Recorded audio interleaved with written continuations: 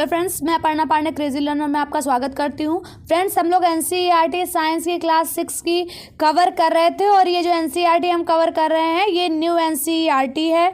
और मैंने आपसे बताया था फ्रेंड्स कि ये जो एनसीईआरटी है इसमें काफ़ी चेंजमेंट हो चुके हैं। न्यू एनसीईआरटी में अपनी तरह का प्रथम संस्करण है जो कि अगस्त 2024 में लॉन्च हुआ। उसका नाम भी अब हो चुका है इस बुक का जिज्ञासा। ठीक है, आप चैप्टर के नेम भी देखेंगे तो काफ़ी चेंजमेंट आप पाएंगे, काफ़ी नई चीज़ें भी इंक्लूड हुई हैं।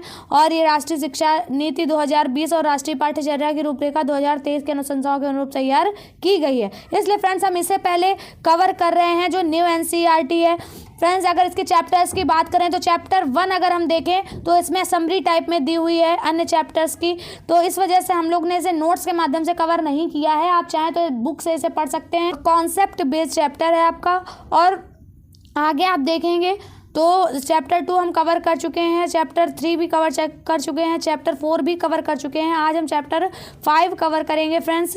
और ये हम कैसे कवर करते हैं तो हैंड रिटन नोट्स मैंने बनाए हुए हैं, बहुत ही ज़्यादा यूज़फुल हैं फ्रेंड्स। हम इसके माध्यम से ही कवर करते हैं जिससे आपका समय भी बचता है और आपकी अंडरस्टैंडिंग भी बेहतर हो पाती है। क्योंकि आप जब एनसीईआरटी पढ़ते हो आप समझ नहीं पाते कि इसमें इम्पॉर्टेंट पॉइंट कौन से हैं और आप उन इम्पॉर्टेंट पॉइंट को छोड़ देते हो कई बार। ठीक है, तो ये मेहनत मैंने आपके लिए कर ली है। आप बस ध्यान से इसे पढ़ेंगे। चैप्टर ये बहुत ही छोटा सा है तो बहुत ध्यान से पढ़ना है। में लिखा है लंबाई एवं गति का मापन, मापन से रिलेटेड ये चैप्टर है। ठीक है, लंबाई और गति का हम किस तरीके से मापन करते हैं, मेनली लंबाई का सबसे पहले स्टार्टिंग होती है चैप्टर में।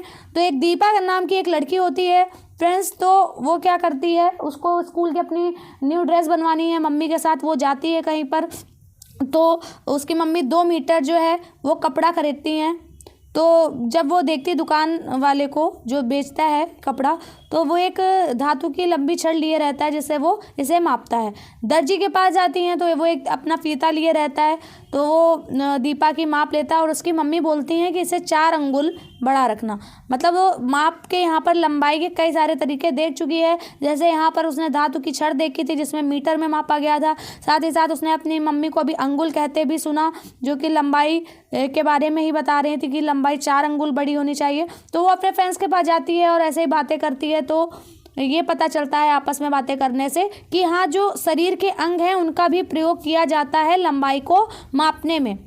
ऐसे ही किसान जो होते हैं, किसान ये भी उसमें मेंशन है तो मैं बता दे रही हूँ। आपस में वो लोग बात करते हैं कि किसान जो है क्यारियाँ बनाते समय खेत की माप लेता है। और साथ ही साथ किसान जब चलते हैं तो अपने कदमों की संख्या गिनते रहते हैं जिससे उनको आइडिया लग पाता है कि जो उनका खेत है वो कितना बड़ा है। इस तरीके से मतलब बताया गया है कि हम शरीर के अंगों का भी प्रयोग करते हैं। और जैसे हैंड स्पैन इस तरीके से आपको दिखाना चाहेंगे, ये आपने किया होगा कई बार। ठीक है, तो इस तरीके से भी हम लंबाई का मापन करते हैं। जो फ्रेंड्स होते हैं दीपा के वो सारे ही इस तरीके से जो लंबाई है उसको मापना स्टार्ट करते हैं। तो वो क्या पाते हैं, मेज की लंबाई मापना स्टार्ट करते हैं। तो वो जब मापते हैं तो सबके हैंड स्पैन की क्योंकि लंबाई अलग अलग होती है तो सबका मान अलग अलग आता है। जब सबका मान अलग अलग आता है तो सब कंफ्यूज हो जाते हैं कि मेज तो एक ही है और मान अलग अलग कैसे आ रहा है। इसका मतलब आप ज़रूरत पड़ी जब शरीर के अंगों का, क्योंकि शरीर के अंगों की लंबाई चौड़ाई हर किसी के अलग अलग होती है, तब ये ज़रूरत पड़ी होगी मानक मात्रकों की। मतलब कोई ऐसा मात्रक हो जो कोई भी मापे तो वो समान ही आए, अलग अलग ना आए। ठीक है फ्रेंड्स, तो ये इस चैप्टर की स्टार्टिंग है और अभी हम इसी के बारे में आगे और पढ़ेंगे। कुछ पॉइंट्स यहाँ पर देख लेते हैं। लिखा है प्राचीन काल से ही भारत में मापन प्रणालियों का एक समृद्ध इतिहास रहा है। बहुत सारे तरीके थे जिनके माध्यम से जो मापन है वो किया जाता था। मात्रक कई सारे थे तो उसी में बताया गया है। कुछ यहाँ बताए गए हैं क्योंकि एनसीईआरटी में मेंशन है फ्रेंड्स। क्वेश्चन बनेंगे, बिल्कुल बनेंगे, ध्यान रखना है। लिखा है प्राचीन भारतीय साहित्य में कुछ मात्रकों का वर्णन है, जैसे कि यहाँ बताया गया है अंगुल। ठीक है, अंगुल। अच्छा, ये अंगुल होता है क्या, तो अंगुली की चौड़ाई जो होती है वो। ठीक है, तो अंगुल, बहु अंगुल, ठीक है, धनुष और योजन। योजन तो आपने सुना होगा अगर आपने कभी सुंदरकांड पढ़ा है। उसकी एक चौपाई है, शत योजन तहि आनन कीना और अति लघु रूप पवन सुध लीना, है ना, उसमें बताया गया है कि सुरसा नाम की राक्षसी है, वो अपना मुँह 7 योजन मतलब 100 योजन का जब कर लेती हैं, योजन मतलब योजन से है यहाँ पर, जब 100 योजन का जब वो कर लेती हैं तब हनुमान जी बहुत ही छोटा रूप धारण कर लेते हैं। ठीक है, ये बातें इसमें बताई गई हैं। मैं यहाँ सुंदरकांड नहीं पढ़ा रही हूँ, बट मैं यहाँ पर ये समझाने का प्रयास कर रही हूँ कि देखिए उसमें भी योजन वर्ड का यूज़ यहाँ पर लंबाई के मापन हेतु हुआ है। ठीक है, तो आप यहाँ पर ये चीज़ें रिलेट कर सकते हैं। आगे हम लोग देखते हैं, यहाँ पर और भी बताया गया फ्रेंड्स। अगर हम न्यू एनसीईआरटी में देखें तो इसमें कई सारे सब्जेक्ट को इंक्लूड करने की आपस में कोशिश की गई है। मतलब कि एक हम यहाँ पढ़ साइंस रहे हैं, लेकिन देखिए यहाँ पर हिस्ट्री की बातें भी कुछ ना कुछ बीच में इंक्लूड की गई हैं। हम इसके आगे के चैप्टर में भी यही देखेंगे।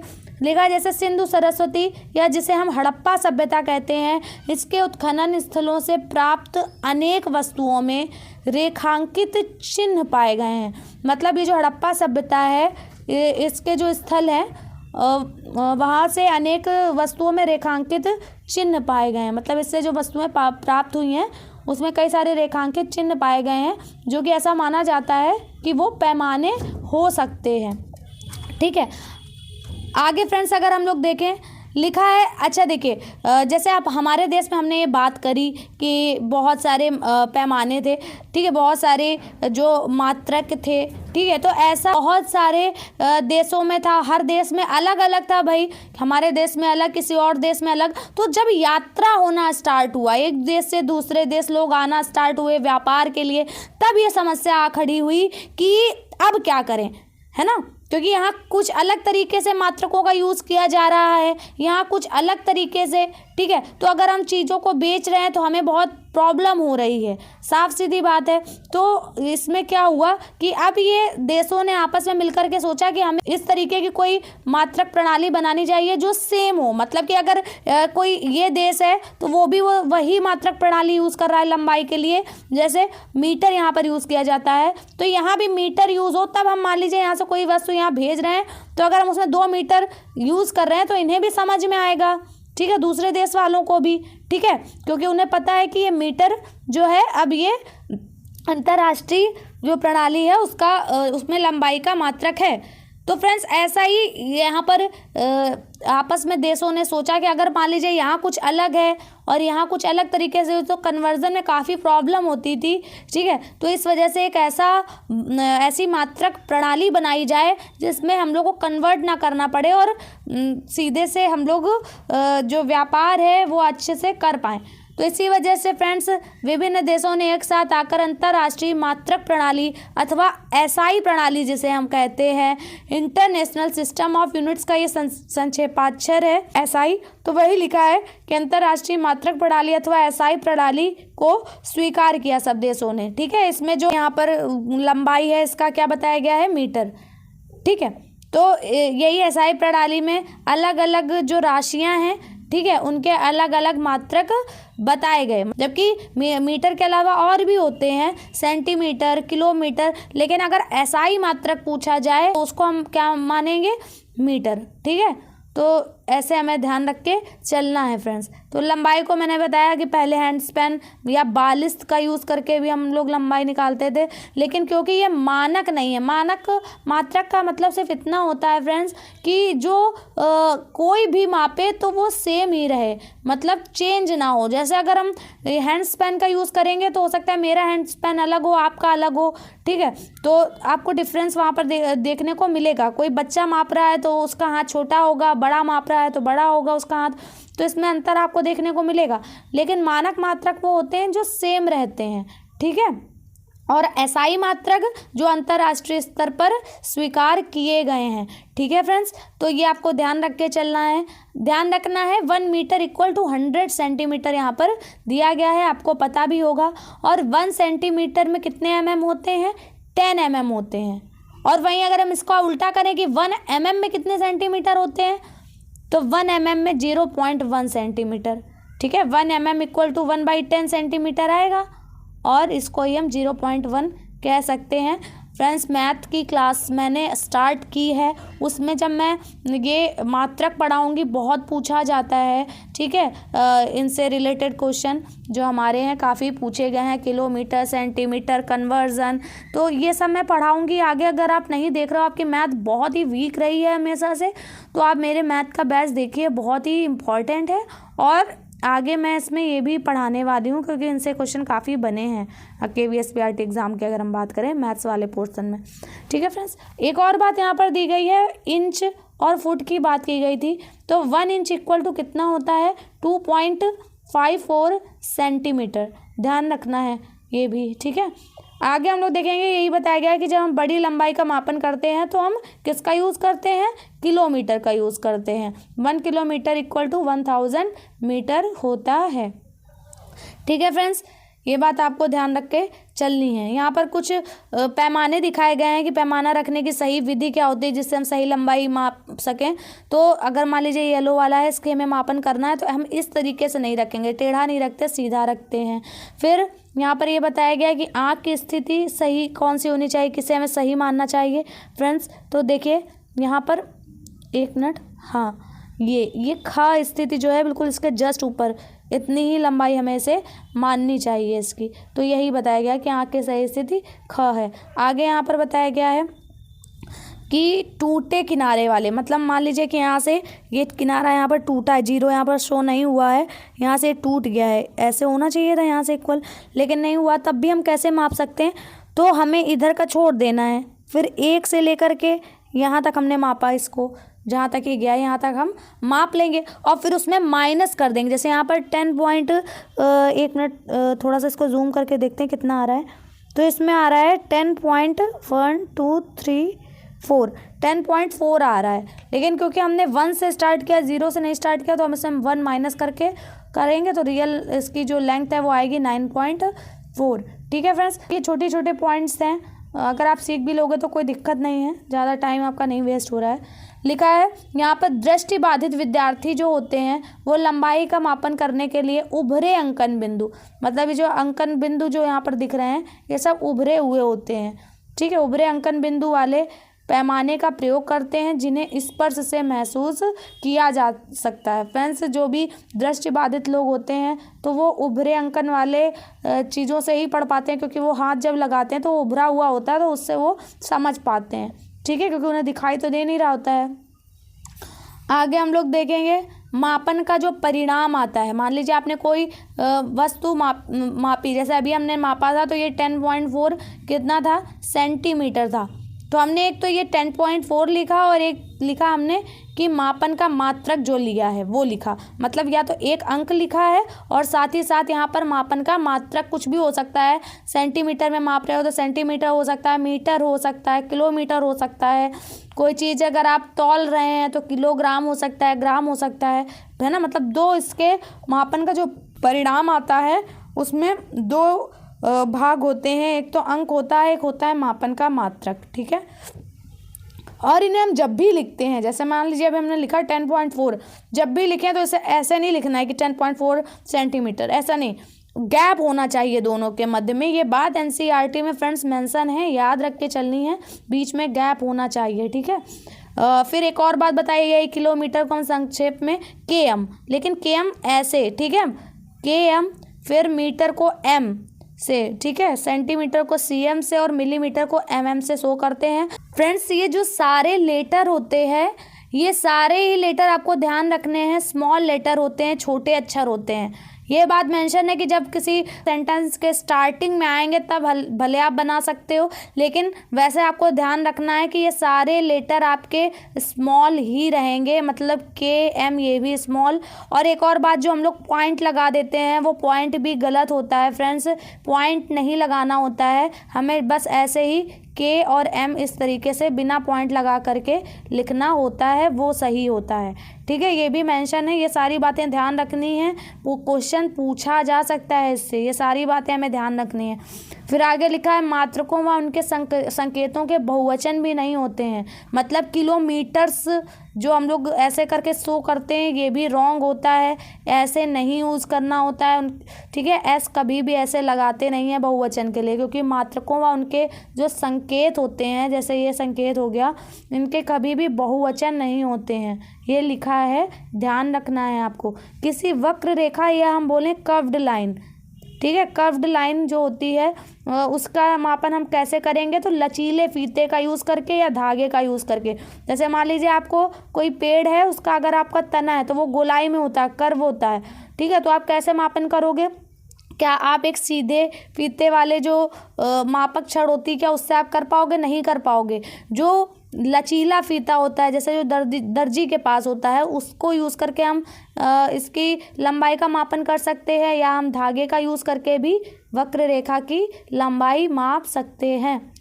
फिर आगे लिखा है, किसी वस्तु की दूरी का निर्धारण किसी नियत वस्तु या बिंदु के सापेक्ष किया जाता है और इस बिंदु को संदर्भ बिंदु या रेफरेंस पॉइंट कहते हैं। फ्रेंड्स देखिए, मैंने इंग्लिश वाले वर्ड भी लिखे हैं, क्योंकि अगर आप इंग्लिश मीडियम के हैं फिर भी आपको दिक्कत नहीं होगी, और वैसे भी अगर आप हिंदी मीडियम के भी हो तब भी ये इंग्लिश वाले वर्ड आप याद करने की कोशिश किया करिए। फ्रेंड्स कई बार होता है हम ये नहीं पढ़ते हैं और हिंदी मीडियम वालों के साथ एक तरीके से धोखा हो जाता है, उनको इस तरीके से रेफरेंस ऐसे करके दे दिया, मतलब उसको ही देवनागरी लिपि में इंग्लिश वर्ड को लिख के, कई बार ये तो मैंने एग्जाम्पल बताया है, ऐसे ही दिया जाता है कई बार कई वर्ड्स में। तो इस वजह से आपको ये जो मेन वर्ड होते हैं ना, इनका आपको इंग्लिश भी आनी चाहिए। तो फ्रेंड्स यहाँ ये समझाने का प्रयास किया जा रहा है, मैं आपको बताती हूँ। जैसे मैं आपसे कहूँ कि अयोध्या की दूरी बताइए, ठीक है, अयोध्या की दूरी बताइए, तो आप बताइए कैसे बताएंगे अयोध्या की दूरी? आप या तो अपने घर से बताएंगे, ठीक है, आपका फर्स्ट क्वेश्चन फ्रेंड्स यही होगा कि मैम कहाँ से हमें अयोध्या की दूरी बतानी है? भाई दिल्ली से अलग होगी, ठीक है, कानपुर से अलग होगी, ठीक है, तो आगरा से अलग होगी, तो हर जगह से अलग अलग होगी। तो फ्रेंड्स आप ये तुरंत पूछेंगे कि मैम कहाँ से बतानी है हमें दूरी? तो जहाँ से, वही मैं यहाँ पर बता रही हूँ कि जिस एक बिंदु को सापेक्ष मानकर, जैसे मैं आपसे कहूँ कानपुर से बताइए, तो कानपुर आपका सापेक्ष बिंदु हो गया, ठीक है, फिर वहाँ से आप डिस्टेंस फाइंड कर रहे हो, ठीक है। तो वही यहाँ पर बताया गया है कि किसी वस्तु की जो दूरी है उसका निर्धारण किसी एक नियत वस्तु या बिंदु के सापेक्ष किया जाता है। ऐसे आप नहीं कह सकते हो कि आपके घर में जो टीवी लगा है उसकी दूरी कितनी है, ठीक है, तो आप जहाँ बैठे हो वो मैंने आपको बिंदु दिया, तब आप टीवी की दूरी फाइंड कर पाओगे। अगर ऐसे ही बोलोगे टीवी की दूरी कितनी है तो नहीं बता पाओगे। तो वही यहाँ पर कहा गया है कि किसी नियत वस्तु या बिंदु के सापेक्ष ही दूरी का निर्धारण किया जाता है और इस बिंदु को हम संदर्भ बिंदु या रेफरेंस पॉइंट कहते हैं। जैसे मैंने अभी आपसे कहा कि आपको कानपुर से अयोध्या की दूरी फाइंड करनी है, ठीक है, तो कानपुर से अयोध्या की दूरी अगर आप फाइंड कर रहे हो तो कानपुर यहाँ पर हमारा क्या हो जाएगा? संदर्भ बिंदु। सेम यहीं पर, जैसे यहाँ पर ये दिल्ली बताया गया है कि दिल्ली को संदर्भ बिंदु मानकर विभिन्न किलोमीटर सूचक पत्थरों की स्थितियाँ, जैसे यहाँ से आप देखोगे तो दिल्ली कितना दिखाया जा रहा है आपको? 70 किलोमीटर, ठीक है, मतलब दिल्ली को हमने यहाँ पर संदर्भ बिंदु मान लिया है। फिर यहाँ दूरी देखी तो ये 30 किलोमीटर है।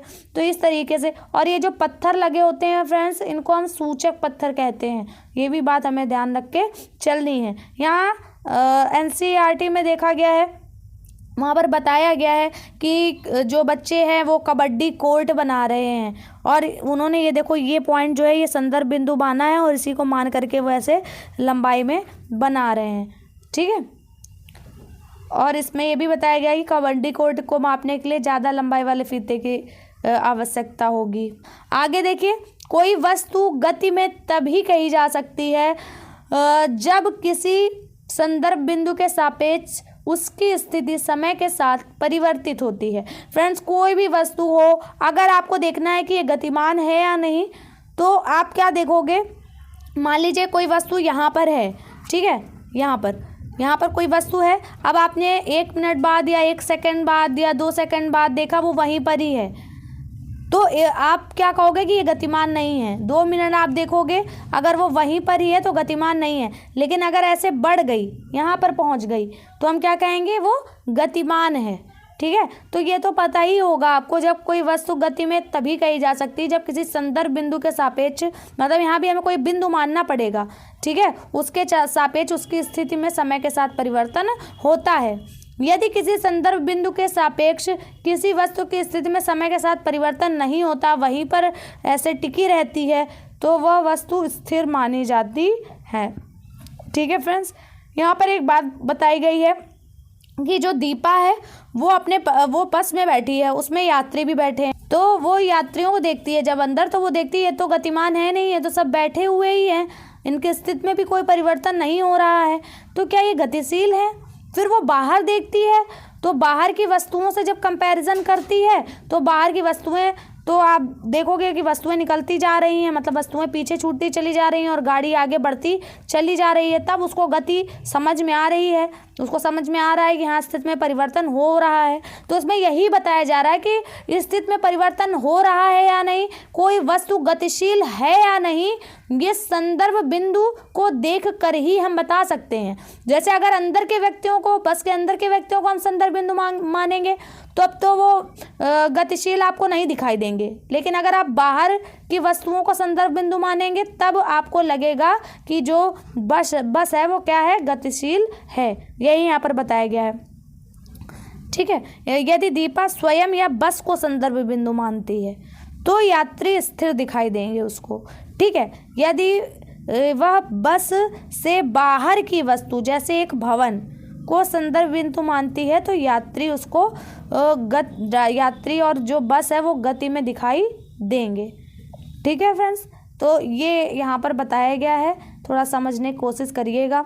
लिखा है आगे, जब कोई वस्तु सरल रेखा के अनुदिश गति करती है तो उसकी गति को सरल रेखी गति या लीनियर मोशन कहते हैं। देखिए सरल रेखा में गति का, जैसे आप ये परेड करते हैं स्कूल में जब, ठीक है, इस तरीके से आगे चलकर इसमें बताया गया है गणतंत्र दिवस की परेड बताया गया था। ऐसे आप किसी वस्तु को धकेलते हैं, फिर से आप कोई वस्तु छोड़ रहे हैं तो भी वो सरल रेखा में आएगी, और जब कोई देखेंगे आप पेड़ से फल वगैरह गिरता है तो वो भी आप सरल रेखा में गिरता है, तो इसको हम लीनियर मोशन कहते हैं। आगे यहाँ पर बताया गया है, जब कोई वस्तु किसी वृत्तीय पथ के अनुदिश गति करती है तो उसकी गति वृत्तीय गति या सर्कुलर मोशन कहलाती है। देखिए किसी सर्कल के चारों तरफ जिसे हम कहें, तो देखिए यहाँ पर इस तरीके से जो गति हो रही है वो कौन सी गति है, वृत्तीय गति है। ठीक है, तो और यहाँ पर देखिए, यहाँ पर ये देखिए ये जो गति इस तरीके से आपने कभी घुमाया होगा तो ये भी गति जो होती है वो भी कौन सी गति है, वृत्तीय गति। ठीक है,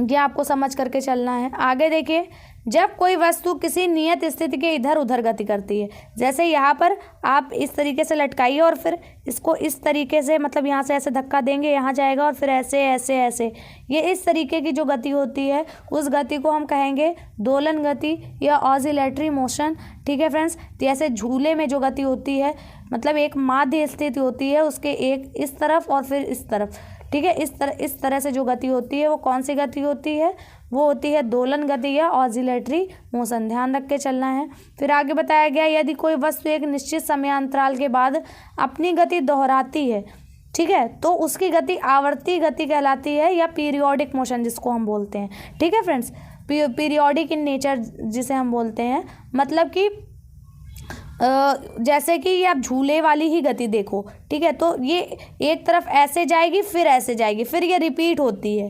ठीक है, मतलब ये दोलन गति जो होती है देखिए आप रिपीट होती हुई दिखाई देगी, ऐसे ही ये वृत्तीय गति भी आपको रिपीट होती हुई दिखाई देगी। तो ये जो रेपिटेशन वाली गतियाँ होती हैं, रिपीट होती हैं, तो इनको हम आवर्ती गति कहते हैं। ठीक है, जैसे वृत्तीय गति और दोलन गति दोनों ही प्रकृति में कैसी हैं, आवर्ती गति हैं। समझ में आ रहा होगा आपको।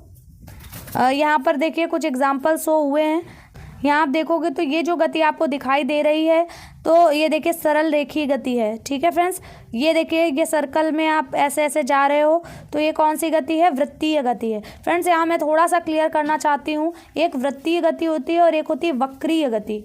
ठीक है, तो जब किसी एक बिंदु के सापेक्ष उसके चारों ओर गति होती है, ठीक है, तो वो होती है वृत्तीय गति। और वक्रीय गति होती है जो अपने को ही सेंटर मान करके, मतलब जो चीज़ घूम रही है वो खुद को ही सेंटर मान करके घूमे। जैसे ठीक है, पृथ्वी जो गति करती है खुद के सापेक्ष, उसे घूर्णन गति या वक्री गति कहते हैं। खुद के सापेक्ष जैसे दिन और रात होते हैं, ठीक है, वो वाली जो वो सूर्य के चारों ओर घूमती है, सूर्य के चारों ओर जो घूमती है, सूर्य को से सापेक्ष मानकर उसके चारों ओर जब जो पृथ्वी है वो घूमती है तो उसको परिक्रमण बोलते हैं। ठीक है, तो वो एक तरीके की वृत्तीय गति है। समझ में आ रहा हो शायद आपको। ठीक है, तो ये मैंने थोड़ा समझाने का प्रयास किया है। ये आपको दोलन गति दिख रही है। ठीक है, ये ऐसे आप समझ सकते हो। ये भी आपकी कौन सी गति है, इसमें भी आपको दोलन गति ही दिख रही है। ठीक है फ्रेंड्स, तो इस तरीके से हमने थोड़ा बहुत समझने का प्रयास किया है। यहाँ अगर आप देखोगे फ्रेंड्स तो यहाँ पर पता है इस तरीके के क्वेश्चन आपको मैथ में थोड़ा सा देखने को मिलेंगे। थोड़ा आपको ध्यान रख के चलना है। जैसे दिल्ली और लखनऊ के बीच की दूरी अगर हमें निकालना है तो हम किस में निकालेंगे बताइए आप। तो इसमें हम निकालेंगे किलोमीटर में, है ना।